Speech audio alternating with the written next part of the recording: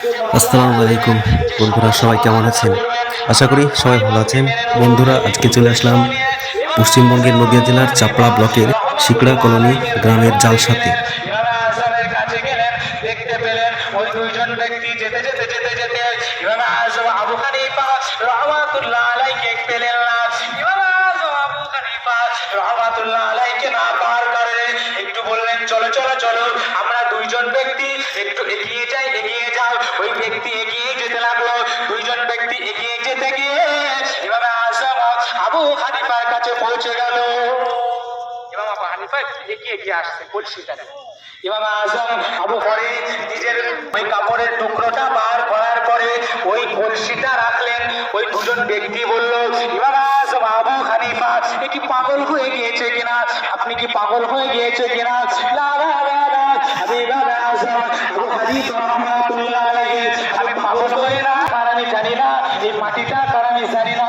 আমি ইমাম আযম আবু হানিফা ওই মাটির কলসিটা রাখার পরে ওই মাটির কলসির সাথে কিছু মাটি উঠে আসে, মাটির কলসির সাথে যদি কিছু ময়লা বাড়ি উঠে আসে, আমি ইমাম আযম আবু হানিফা রাহমাতুল্লাহ আলাইহি কাল কিয়ামতের দিনে মহশরে মহাপ্রান্তরে বিচারের দিনে আমি ইমাম আযম বিচারের জন্য আসলাম। আজ আমরা বিভেদগ্রামী হয়ে যাচ্ছি, তাই চক্রান্ত, আমার সময় শেষ হয়ে যাচ্ছে, আমি 8টায় ছেড়ে দেবো, যেহেতু সময়ের দিকে লক্ষ্য রেখে আলোচনা করতে হবে। আর 2-3 মিনিট আমার সময় আছে। আমি সব জায়গায় একটাই কথা বলি, ভাইয়ের আমার, আব্বা জানেন আমার, ইসলামটাকে এক মজবুত করে ধরে থাকুন।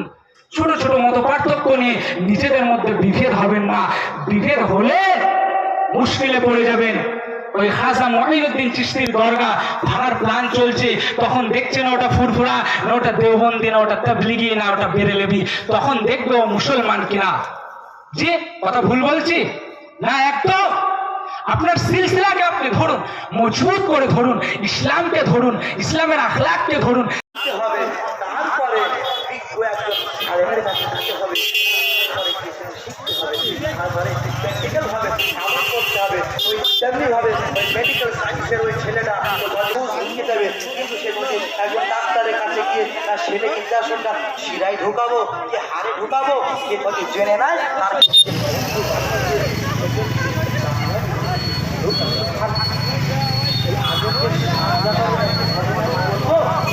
বলবো আল্লাহ পাকের কাছে কি আপনার সকল বলেন, আল্লাহ এই মাহফিলে প্রত্যেকটা ব্যক্তিকে জান্নাতি বলে কবুল করুন। বলুন, যে প্রাণীরা যে চক্ষুটা আছে প্রত্যেক ব্যক্তি একদম মৃত্যু তো আছে। আল্লাহ কি বলছেন? আল্লাহ যে খলাকাল মাউত ওয়াল হায়াত, আল্লাহ যে খলাকাল মাউত ওয়াল হায়াতা।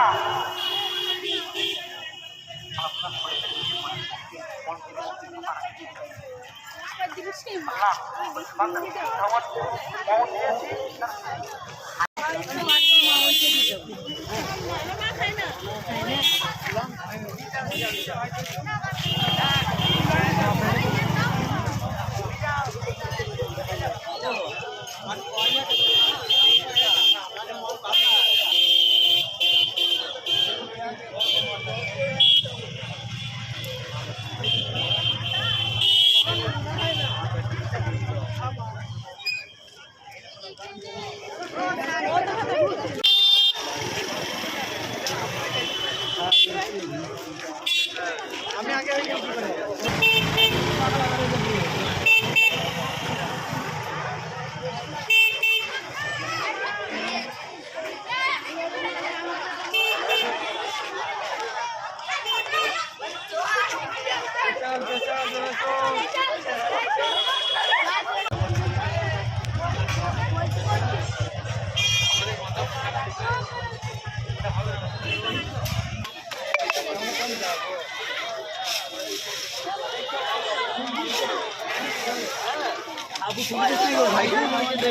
আগের বারে দিয়ে এইটাই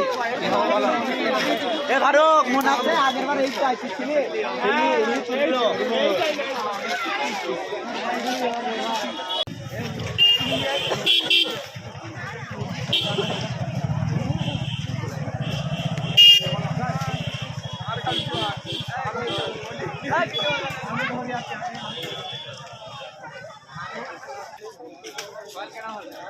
আয় আয় ও